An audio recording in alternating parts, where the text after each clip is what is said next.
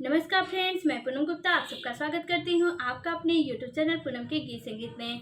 Friends, आज मैं बहुत ही प्यारा सा गीत गाने जा रही हूँ और हंसी मजाक वाला गीत है, नोक झोंक वाला गीत है। आप इसे ज़रूर सुने और वीडियो को पूरा देखें और ज़्यादा से ज़्यादा शेयर करें और सब्सक्राइब करें, लाइक करें और कमेंट में हमें ज़रूर बताएं कि आपको हमारा यह गीत कैसा लगा। तो चलिए स्टार्ट करते हैं।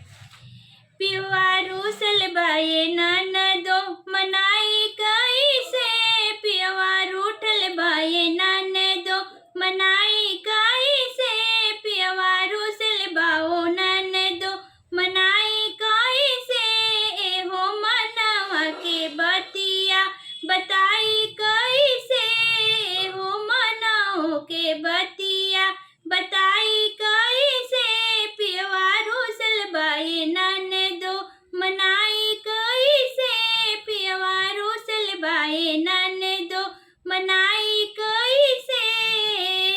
2 दिन से रूसल पीवा खाना न खाला, 2 दिन से रूसल पीवा खाना न खाला, आगे पीछे चले ओकर मनो न माना, आगे पीछे चले ओकर मनो न माने, ए जी टूट गइल चूड़िया खनका